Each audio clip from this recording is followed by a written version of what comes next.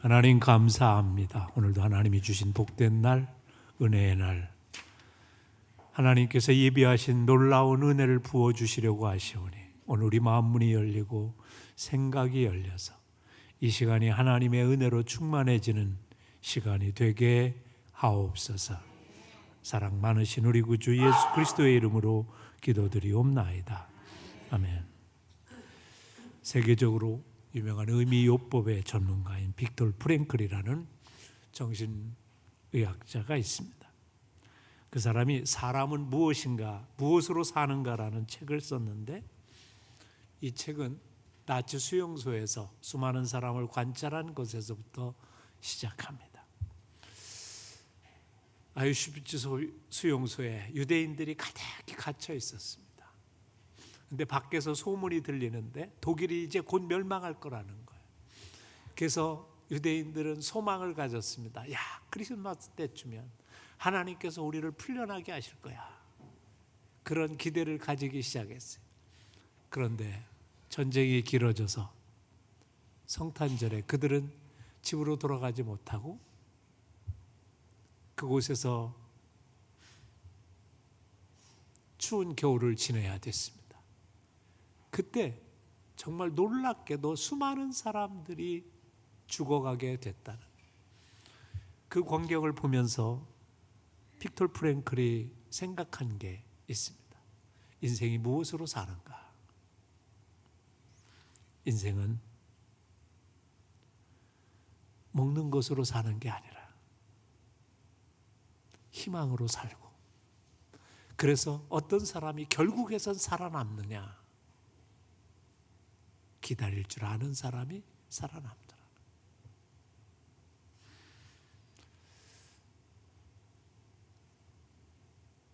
제가 언젠가 한 요양원에 가서 예배를 드린 적이 있습니다.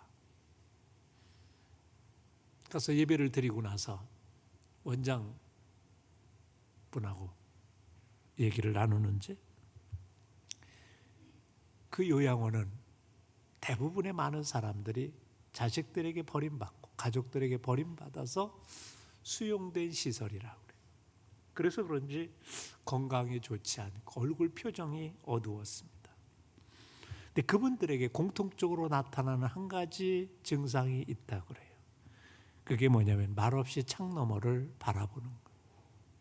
1년에 찾아오는 사람이 한 사람도 없음에도 불구하고 물끄러미 창문을 바라보는 그들의 시선, 그것이 그들의 마음이에요. 행여라도 누군가 올까봐, 행여라도 누군가 찾아올까봐 그 창문 밖을 무심코 바라보는 그들의 표정을 보면서 마음이 안타까웠습니다. 따지고 보면 어디 이 노인들 뿐이겠어요. 우리도 날마다 기다리며 삽니다. 때로는 건널목 앞에서 파란불이 나타나기를 기다리며 우리는 살아갑니다. 버스 정류장에서 차가 오기를 기다리기도 합니다. 식당에 가서 음식이 나오기를 기다리기도 합니다. 사실 인생을 살다 보면 우리는 수많은 기다림을 갖습니다. 농부는 곡식이 있기를 기다리고, 부모는 자식이 정말 잘 되기를 기다리고, 청춘 남녀는 사랑하는 사람을 만나기를 기다리는, 누구나 다 기다림이 있습니다. 결국 산다는 것은 어떻게 보면 기다림의 연속이고 기다림 자체라고 볼 수 있습니다. 그래서 누가 인생에 성공하느냐? 성경학자들은 잘 기다릴 줄 아는 사람이 결국에서는 승리하게 된다는 거예요. 근데 사실 신앙도 기다림입니다. 구약 성경에 보면 신앙은 기다림이었습니다. 오실 메시아에 대한 기다림. 오늘 본문에도 보면 이 시므온이라는 사람이 25절에 저가 경건하여 이스라엘의 위로를 기다리는 자다. 이스라엘이 위로받을 것을 기다리고 있었습니다. 누굴 기다린 거예요? 메시아를 기다린 거. 오실 메시아 오신다고 하셨는데 언제 오시나? 이 백성의 마음을 위로하고 내 마음을 위로해 줄 예수님은 언제 오시나? 그리고 구약 성경은 개인적으로 주님의 약속을 기다리는 일에 초점이 맞춰져 있습니다. 시편 130편에서 보면 5절에 나 곧 내 영혼이 여호와를 기다리며 내가 그 말씀을 바라는도다. 시인이 성전에 올라가면서 주님이 날 도와주시고 나를 인도해 주시고 나를 붙잡아 주시기를 기다립니다. 신약 성경에 와서도 동일합니다. 사도행전 1장 11절에 보면 갈릴리 사람들 어찌하여 서서 하늘을 쳐다보느냐 너희 가운데로 하늘로 올라오신 이 예수는 하늘로 가심을 본 그대로 오시리라. 승천하시는 예수님을 보고 안타까워하는 백성들에게 성경은 우리에게 이렇게 말합니다. 오신 대로 아니 가신 대로 너에게 다시 오시리라. 너희가 본 것처럼. 그래서 성경의 신약 성경의 가장 마지막인 요한계시록 22장에 가서 보면 무슨 말씀이 나와요? 아멘 주 예수여 어서 오시옵소서. 마라나다. 주의 재림을 기다리는 것으로 마무리 짓니다. 그래서 우리가 신앙적으로 늘 우리 안에서 간절히 사모해야 되는 것은 뭐예요? 주의 약속하심을 기다리는 것. 너희는 예루살렘을 떠나지 말고 내게 들은 바 아버지의 약속하신 것을 기다리라. 예수님은 이 땅을 떠나시면서 제자들에게 약속하신 것이 있어요. 아니 우리 믿는 자들에게 뭐예요? 아버지의 약속하신 선물, 그 성령을 기다리고 그 성령의 도우심으로 너희가 살아가야 된다. 그래서 이 기다린다는 건 어떻게 보면 신앙상 우리의 승패에 모든 것이 달린 것이 바로 기다림이라는 거죠. 그래서 성경을 보면 잘 기다릴 줄 모르면 그 인생이 힘들어지는 걸 보게 됩니다. 여러분 믿음의 조상이 되었던 아브라함을 가만히 보세요. 그 어느 날 하나님께서 그를 갈대아 우르에서 부르셨습니다. 야, 내가 너 복이 되게 할게. 그러니 너 이제 복되게 살자. 아브라함이 그 응답에 응답했어요. 부르심에 응답했어요. 그리고 아멘, 제가 그렇게 살겠습니다. 그렇게 고백했어요. 그리고는 하나님을 믿고 하나님을 신뢰하기 위해 삽니다. 그런데 하늘의 별처럼 땅의 모래처럼 많은 자손을 주리라 약속 가진 그 약속이 안 이루어지는 거예요. 못 기다리겠어. 그래서 오늘 하나님 앞에 때를 씁니다. 하나님, 엘리에셀이라고 내 종이 있는데 참 신실하고 참 좋아요. 얘 내 아들 삼을게요. 하나님이 아니다. 그러면서 그에게 다시 한번 말씀합니다. 야, 내일 열국의 아비가 되게 할 거야. 내가 너로 심히 번성케 할 거야. 다시 한번 약속을 주는데 또 못 참고 어떻게 해요? 자기 아내 사라의 몸종 하갈을 통해서 이스마엘이라는 아들을 낳습니다. 그리고 하나님 앞에 뗐습니다. 하나님, 이 아들은 하나님이 주신 아들로 삼을게요. 막 그렇게 때를 쓰니까 하나님 아니야. 아마 아브라함이 그랬을 거예요. 하나님 그러고 언제 주시려고요? 99세가 되서야 하나님께서 약속하셨어요. 내가 너에게 아들을 주리라. 그리고 이삭을 주셨어요. 근데 문제가 뭐예요? 자기 마음대로 해서 난 이스마엘과 하나님이 주신 이삭과의 다툼이 시작되고 결국 오늘날도 중동 전쟁이 세계 전쟁의 출발점이라고 얘기하는데 그 싸움이 누구요? 이스마엘과 이삭의 후손들의 싸움이 오늘날까지 계속되고 있습니다. 기다림에 실패했던 아브라함. 그래서 오늘 세계의 문제를 낳은 거예요. 반면에 기다림에게 성공을 한 대표적인 사람이 누구예요? 노아입니다. 노아는 하나님께서 어느 날 부르셔서 야, 내가 이 세계를 심판해야 되겠는데 네가 구원의 방주를 만들어라. 그걸 120년 동안이나 만들었어요. 그러면서 그 만드는 것만이 아니라 수많은 사람에게 하나님께서 세상을 심판할 거니까 너희 이게 방주에 와서 구원받아라. 아무도 대꾸하지. 아이 오늘 뭐 이렇게 좋은 날인데 뭔 그런 소리 하고 쓸데없는 소리 하지 마. 얼마나 외로운 삶을 살아. 하나님 도대체 언제입니까? 120년을. 그리고 나서 드디어 비가 쏟아졌어요. 40일 동안. 그리고 150일 동안 온 천지가 물에 잠겨서 방주가 떠다닙니다. 그리고 나서 1년이 지난 다음 방주에서 나올 수 있었어요. 그 힘든 기간에 기다릴 수 있었던 노아는 뭐예요? 구원의 축복을 경험하게 됩니다. 기다림의 성공이 믿음의 성공이요, 그리고 인생의 성공이 된 겁니다. 사랑하는 성도 여러분, 오늘이 뭐예요? 대림절입니다. 대림절 두 번째 주일이에요. 대림절이란 예수 그리스도의 탄생을 기념하는, 예수님의 성탄 있기 전 4주를 대림절로 보냅니다. 전통적으로 대림절은 두 가지 깊은 의미가 있습니다. 하나는 주님의 성탄을 맞이하는, 마음으로, 마음의 정결함으로 살아가는 그런 기간이고, 또 하나는 다시 오실 주님을 기쁜 마음으로 기다리길 소망하는 그런 주간입니다.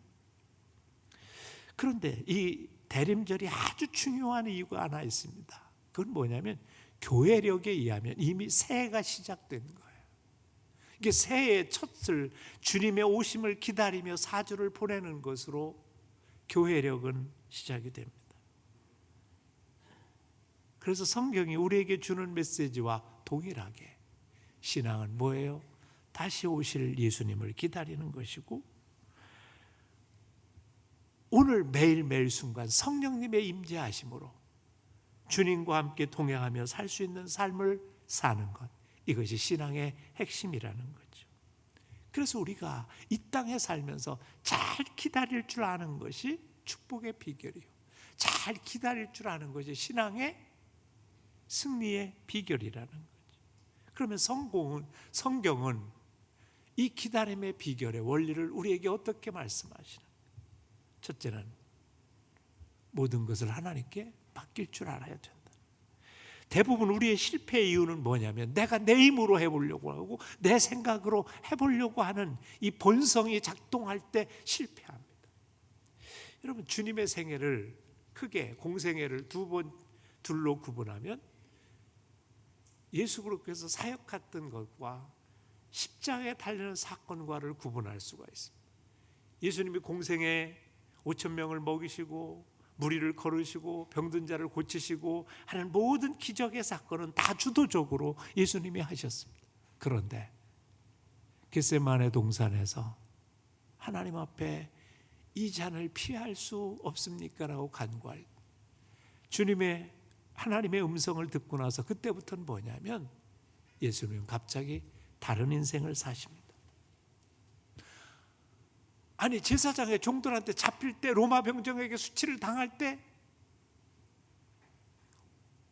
그 5,000명을 먹이신 그 능력과 안진뱅이를 이기신 그 능력과 무리를 걸으시는 그 능력이면 능히 예수님은 그 위기를 벗어나실 수도 있고 그들을 해하실 수도 있는 분이십니다. 그런데 그냥 참고 기다리십니다. 아무 일도 하지 않으시고 하나님의 뜻을 따라서 대꾸도 안 하시고 그냥 기다리십니다. 아마 우리였다면 이 참을 수가 없는 일이었을 거예요. 그러나 하나님이 어떻게 인도하시는가를 기다리셨던 예수님의 모습을 보면 이 기다림에 능력이 없으면 기다릴 수 없는 거라는 사실을 우리는 깨닫게 됩니다. 사실 우리는 어떤 일을 해도 그 일을 이루기 위해서 어떻게 급행료도 줘보고 로비도 하고 누구 사람을 찾아가서 뭐도 하고 그런 방법을 동원해 봅니다.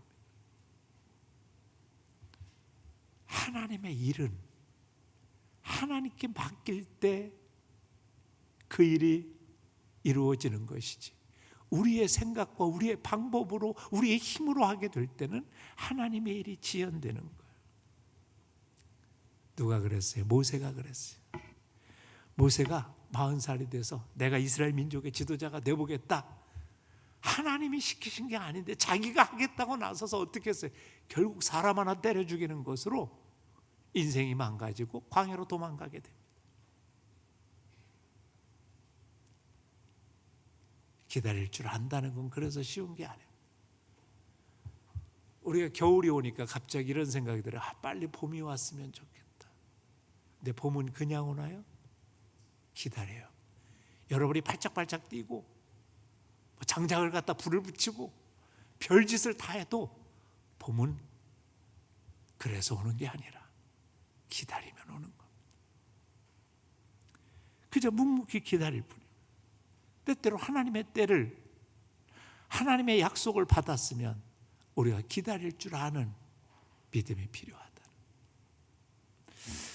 두 번째 중요한 게 있습니다. 성경은 우리가 기다림을 실패하는 이유가 뭐냐면 하나님의 약속을 믿지 못하기 때문에. 아브라함도 그랬고요. 많은 실패의 사람들이 그랬습니다. 사실 우리의 마음속에는 조바심과 기다림에 대한 두려움이 있습니다. 야, 이러다가 내가 늦는 게 아닐까.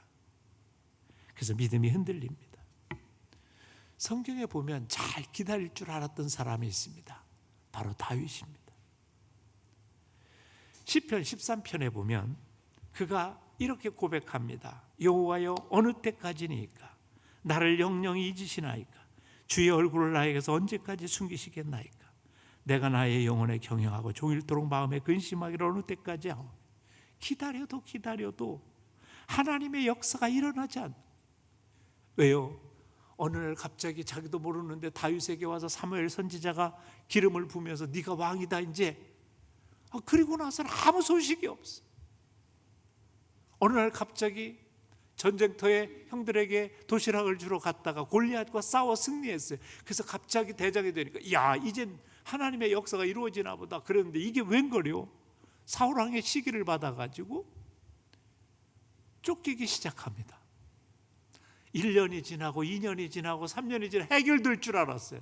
3년 정도면 내가 참을 수 있지. 근데 그게 아니야. 4년, 5년, 6년, 7년 돼. 그러니까 하나님 앞에 기도하는 거예요. 하나님, 나 잊어버리셨습니까? 하나님의 약속 좀 잊어버리셨어요? 하나님이 분명히 내게 왕이 되게 하신다고 했잖아요. 기도하는 거예요. 근데 기도하면 할수록 다윗에게 어떤 마음이 드냐면 조바심으로 빨리 이루어 주옵소서가 아니라 하나님의 때를 기다릴 수 있는 마음을 주옵소서. 그런 믿음을 달라고 기도하기 시작합니다. 나는 오직 주의 인자하심을 의뢰하겠습니다. 주님의 사랑을, 주님의 자비를, 주님의 손길에 맡기겠습니다. 사실 우리의 문제가 뭐예요? 저도 기도할 때 이런 기도를 자주 드려요. 하나님, 이 기도의 제목 빨리 이루어 주셔야 됩니다. 하나님, 빨리 이루어 주셔야 됩니다. 근데 제가 이 말씀을 묵상하면서 무슨 생각을 했냐면 그게 아니야. 하나님의 약속을 믿는다면 하나님의 약속을 언제 우리에게 가장 좋으신 때 이루어 주실 거예요. 그렇다면 우리가 기다릴 줄 아는 믿음을 주옵소서. 이게 중요한 거예요. 내가 기다릴 수 있게 하옵소서. 그래서 우리가 하나님의 때를 기다리며 기뻐하며 살 수 있으면 얼마나 좋겠어요. 이게 안 되니까 사도 바울이 우리에게 얘기한 거예요. 얘들아, 쉬지 말고 기도해야 된다.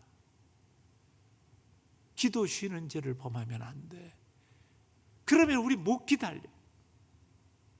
사랑하는 성도 여러분, 하나님의 약속이 믿어지는 역사가 여러분의 마음속에 이루어지길 주님의 이름으로 축복합니다. 그래야 기다릴 수 있는 거예요. 조바심 나지 않고. 그리고 우리가 기다림에 실패하는 또 하나의 이유는 참지 못하는 거예요. 사실 우리 민족이 특별히 참는 것에 참 약합니다. 사실은 우리나라 민족은 뭐예요? 은근과 끈기가 우리나라의 민족의 중요한 성품이라고 그렇게 얘기해 왔어요. 그런데 언제부턴가 우리는 빨리빨리라는 명사로 대명되는 민족이 됐습니다. 여러분 동남아의 유원지에 가보세요. 아이들이 따라다니며 빨리빨리를 외친 적이 30년 아니 20년이 됐어요. 근 30년이 돼갔어요. 근데 한국 사람들이 빨리빨리 하다 보니까 언제부턴가 새벽종이 울렸네, 어서 일어나, 다그치는 새나라의 어린이는 일찍 일어납니다. 좋긴 좋은데 자꾸 조급증이 있겠어. 어느 식당에 가보니까 이렇게 딱 붙였더라고요. 음식을 주문한 뒤 15분 이내에 나오지 않으면 한 푼도 받지 않습니다. 한국에서는 피자집에 가면 30분 안에 안 나오면 돈을 받지 않는다, 이런 광고를 한 피자집도 있었습니다. 우린 사진을 찍어도요, 당장 나와야 돼. 예술적인 거 필요 없어. 그래가지고 즉석 사진기가 가장 유행하는 나라 중에 한 나라가 됐습니다. 우리나라가 잘한 게 하나 있긴 있다 그래요. 너무 급하니까 컵라면, 즉석 인스턴트 식품이 엄청나게 발전해서 요즘에 세계를 휩쓸고 있는 불닭볶음면 같은 것들이 나오게 됐다고 그래요. 그러다 보니까 우리도 나도 모르게 조급함들이 있어요. 참지 못함이 있어요. 우리의 선배들은 뭐라고 얘기했는지 아세요? 인내는 쓰나 그 열매는 달다. 그래서 인내를 가르쳤어요.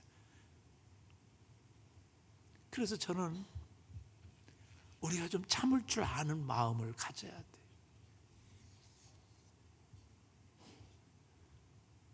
그 참고 나면 뭐가 돼요? 하나님의 응답이 있다는 거죠. 아마 여기 남자들은 대개 그런 경험이 있을 거예요. 군대에 가서 보초를 써본 경험이 있는 사람들은 보초 시간에 그 2시간을 대개 쓰는데 그 시간을 기다리려고 별 생각을 다 하고 오만 생각을 하는. 그 군대 가면 우리는 3년을 했어요, 군대를. 그러니까 아이들이 휴가 날짜를 정해놓고 100일 남았다, 99일 남았다 이러고 있었던 기억이 나요. 기다린다는 건 어렵고 힘들기 때문에. 오늘 주님의 기다림을, 주님의 오심을 기다리는 것도 마찬가지고 우리의 기도 제목이 이루어지는 것도 마찬가지고 참고 기다릴 줄 아는 것, 그것이 필요하다. 오늘 본문에 보면 시므온이 평생의 긴 기다림 끝에 하나님의 약속의 이루어짐을 보고서 놀랍고 감사하는 장면이 나옵니다. 주제여 이제 말씀하신 대로 종을 평안히 놓아주시는도다. 뭐예요? 하나님의 응답이 일어났다는 것. 그가 기다리던 메시아의 아기 예수를 가슴에 안고 하나님 내 기도가 이루어지고 이제 기다림이 끝이 나고 내게 주신 하나님의 명령이 이제 다 이루어졌다는 것. 기다림은 때가 있다. 하나님의 약속의 때가 있다. 다윗도 시편 40편에 보면 이런 고백을 합니다. 내가 여호와를 기다리고 기다렸더니 귀를 기울이사 나의 부르짖음에 응답하셨도다. 응답하실 때가 있다. 기다리면서. 그러면 우리가 한 가지 수수께끼. 그럼 어떻게 이 시므온이, 다윗이 그렇게 기다릴 줄 아는 능력을 가졌을까? 오늘 시므온의 모습을 보면 해답이 등장합니다. 25절에 보면 성령이 그 위에 계시더라. 성령님이 시므온과 늘 함께 했어요. 26절에 가서 보면 이런 말씀이 있어요. 그의 주의 그리스도를 보기 전에는 죽지 아니하리라는 성령의 지시를 받았더니. 성령의 가르침이 있었어요. 성령의 음성을 들은 거예요. 27절에 가서 보면 뭐예요? 그날도 성전에 성령의 감동으로 성전에 왔어요. 그래서 아기 예수를 본 거예요. 시므온과 가장 밀접한 관련은 뭐냐면 성령님이 그와 함께 하셨다는 거예요. 성령님의 인도하심을 받았다. 성령님의 이끌림을 받고 살았다는 거예요. 여러분 가만히 생각해 보세요. 우리와 어떤 차이가 있어요? 내 생각과 내 주장으로 인생을 사십니까? 아니면 성령님의 인도하심과 도우심으로 삽니까? 그렇지 않으면 우리의 인생은요 본능에 이끌려가게 돼 있어요. 심리학에서 보면 사람들이 대부분 나이가 먹으면 세 가지의 특징이 드러난대요. 첫째가 뭐냐면 염려와 근심이 늘어난. 20대 때는 염려하며 살지 않아요. 근데 30대 때도 별로 걱정하며 살지 않아요. 근데 내가 괜히 염려가 많아져. 미래는 어떻게 할지. 내가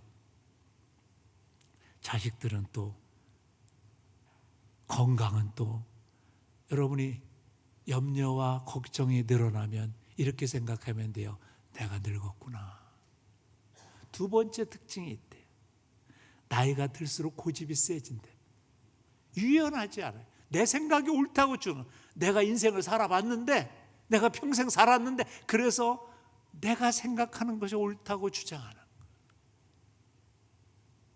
세 번째 뭐냐면 욕심이 많아진다. 다 놓고 가야 될 그 재산, 그거 붙들고 앉아서 마냥 그것이 있어야 위로가 된다고 생각하고 그렇게 살아가는 고집이 늘어난다.